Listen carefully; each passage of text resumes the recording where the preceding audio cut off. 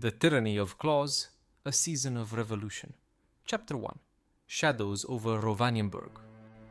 The icy winds of Rovaniemburg howled through the crooked streets, rattling shutters and chilling the bones of all who dared venture outside. In the dim glow of the single street lamp in our district, I tightened the tattered scarf around my neck and hurried toward home.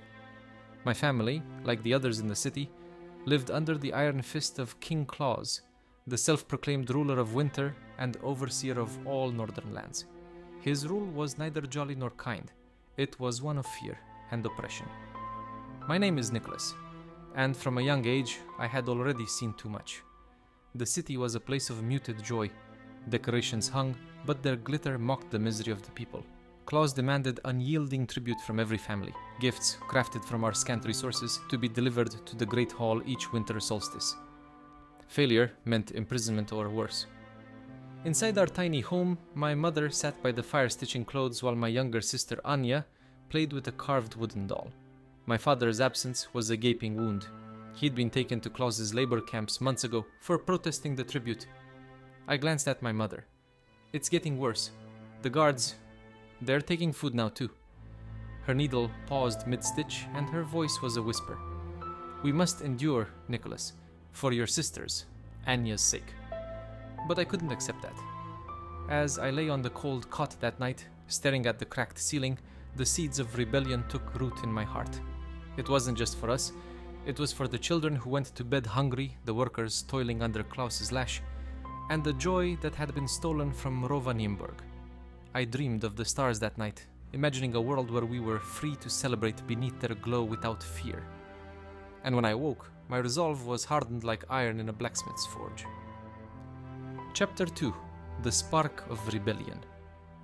A week later, I found myself in the shadowy corner of a dingy tavern, speaking in hushed tones with two friends, Greta, a blacksmith's daughter with a fiery temper, and Eric, a lanky boy with a knack for slipping unnoticed through the city.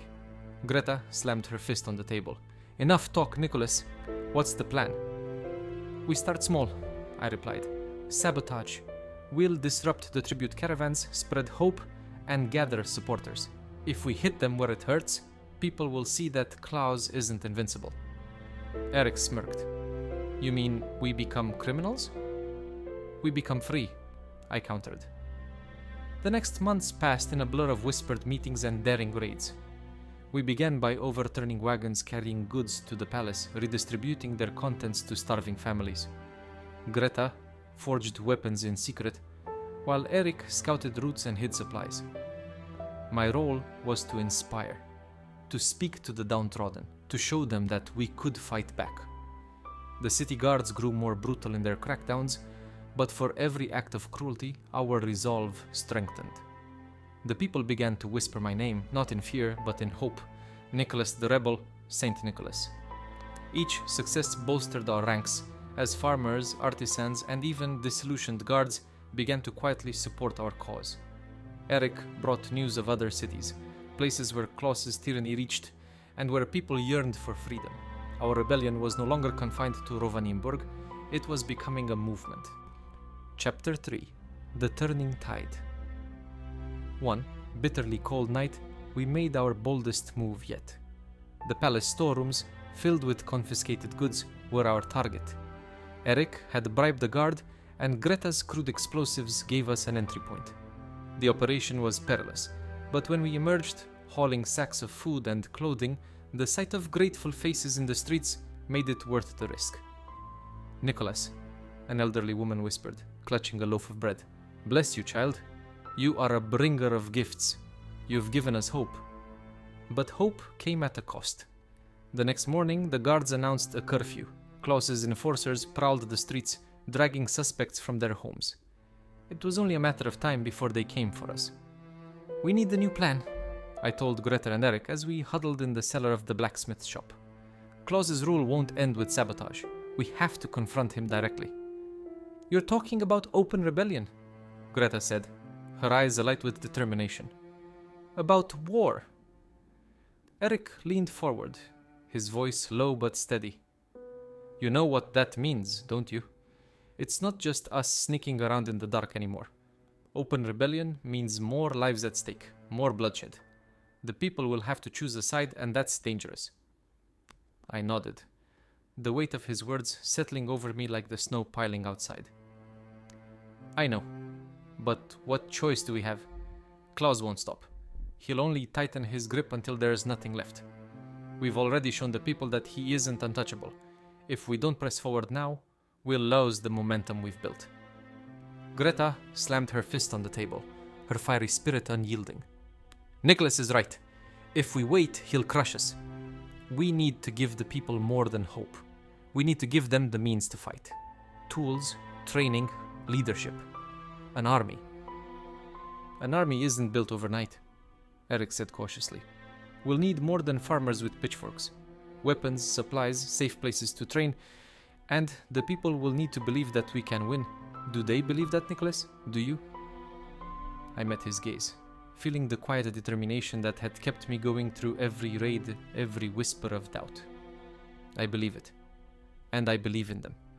They've already risked so much. They just need to see that we can stand together. If we give them the tools, they'll fight for their freedom. They'll fight for each other. The room fell silent for a moment, the weight of our decision pressing down on us. Finally, Greta broke the silence, her voice firm. Then it's settled. We start gathering our army. No more hiding in the shadows.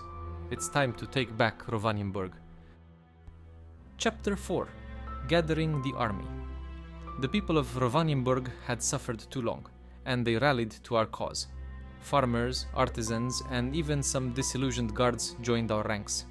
The rebellion grew in strength and numbers, though our resources remained scarce.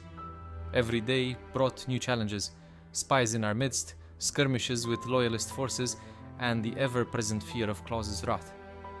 Training was grueling but necessary. Greta turned blacksmith's tools into weapons, while Eric and I taught tactics and subterfuge. Despite the hardships, there was laughter around the campfires, bonds formed, and for the first time in years, we dared to dream of freedom. The people began to chant a new phrase: "Down with the tyrant, up with Nicholas." It spread like wildfire, echoing in the streets and across the countryside.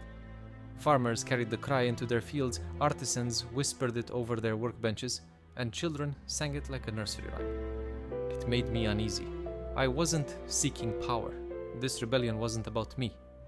It was about justice, about freeing Rovaniemburg and the countless others who suffered under Claus's rule. But as the chant grew, so too did the movement. More and more people arrived at our camps, some bearing crude weapons, others simply bringing their unwavering courage. The rebellion was no longer just an idea. It was a force, a rising tide that Claus himself could not ignore. One night, a young boy approached me with tears in his eyes. "Will you bring my papa home?" he asked. I knelt before him, gripping his small hands. "I will do everything I can," I promised.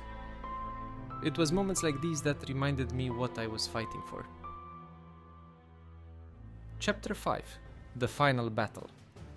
The rebellion's momentum could not be ignored. On the eve of the winter solstice, our forces marched on the palace. Snow fell in thick, silent sheets as we breached the gates, fighting through waves of guards. The air was filled with the clash of steel and the cries of the wounded. At last, I stood before the doors of the throne room. Greta and Eric flanked me, their faces grim. "This is it," I said, pushing the doors open. Claus sat upon a gilded throne, his crimson robes flowing like blood. His eyes, sharp and cold, bore into me. "So, the boy dares challenge the king," he sneered. The battle was fierce. Claus wielded a scepter imbued with unnatural power, casting shards of ice wherever his gaze lingered. The air grew frigid with every strike, frost creeping along the stone floor and turning our breath to clouds. Around us, the remnants of the throne room bore witness to our struggle. Tapestries shredded, pillars cracked, and the gilded throne standing ominously in the background. Claus moved with the confidence of someone who had never known defeat. His strikes precise and relentless, but I fought with the strength of the oppressed, with the hope of a people who had endured too much. My sword clashed against his scepter in a deafening ring that echoed through the chamber, sparks flying like fleeting stars. Each swing of my blade carried the weight of countless prayers, every parry fueled by the faces of those who had placed their trust in me. I staggered once, but regained my footing, dodging a jagged shard of ice that shattered against the wall. In a moment of desperation, I lunged forward, my weapon finding purchase and shattering the scepter's crystalline core. A surge of energy erupted, casting us both backward. But as Claus fell, the unnatural cold began to recede. The tyrant's rule had ended, and hope surged in its place. At last, Claus fell. His scepter shattered, and the weight of his tyranny lifted. As the dawn broke, the people flooded the palace, cheering and crying with joy. I stood at the throne, weary but unbroken, and looked out at the faces of those who had risked everything for this moment. Chapter 6. A New Claus. The throne room was silent but for the crackling of a dying fire. Greta placed a hand on my shoulder. "It's over, Nicholas. You did it." Around us, the fighters who had survived the final push stood in a daze, their weapons slack in their hands, their faces etched with exhaustion and disbelief. Eric leaned against the shattered column, blood trickling from a cut above his brow. "We all did it," he murmured, his voice hoarse. Some dropped to their knees, overwhelmed by the enormity of the moment. Others embraced each other, their laughter mingling with tears. But amidst the relief there was a solemn undercurrent. The battle was won, but the scars, both seen and unseen, would take much longer to heal. "The work starts now," I said, my voice carrying through the room. "Rebuilding, healing, ensuring that what we've fought for isn't lost." My words felt heavy, but they were necessary. The victory was not the end of our journey. It was merely the beginning of a new chapter. Greta nodded, her fiery determination undimmed even in her exhaustion. "We'll need to organize. The city needs food, shelter, and someone to lead. And someone to remind them why we fought in the first place," Eric added, his gaze steady despite the weariness in his eyes. I looked around the throne room, a place that had symbolized tyranny for so long, and knew it had to become something else, something better. Together, we would turn it into a hall where decisions were made for the people, not against them. For every crack in the stone, there was an opportunity to build something stronger. And as we stepped into the frigid morning light, the city of Rovaniemburg began to stir, their faces turning toward the future we had just begun to shape. But the people's eyes turned to me, expectant. They needed a leader, someone to guide them through the harsh winters ahead. "The mantle of Claus doesn't have to mean tyranny," Eric said quietly. "You can remake it into something better." And so I did. Taking the name Santa Claus, I vowed to bring joy and generosity to the world, to undo the pain my predecessor had caused. The first gifts I gave were to the children of Rovaniemburg, toys, warmth, and hope for brighter days. Though the journey had been long and the sacrifices great, the city began to heal. And every year on the winter solstice, I would don the red robes, not as a tyrant, but as a reminder that even in the darkest of times, light can prevail. If you've enjoyed this story and would like to hear some more, do let us know in the comments below. And also, don't forget to like and subscribe. It helps us a lot. Thanks.